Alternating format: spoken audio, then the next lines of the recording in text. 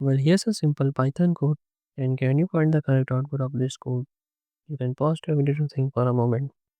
So the correct output of this code is not 123, but it's 1234. Well, if you didn't understand this code, let me explain.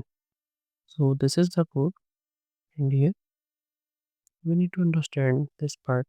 So this means B is an actual copy of A. That means A is having a value of 123, and here instead of creating a separate 123, B is also referencing to the same 123. Then in this line we made a change here. So A got the value of 1234, but B was also referencing to the same thing. So the change got reflected back in B as well. That's why we got 1234 as the output.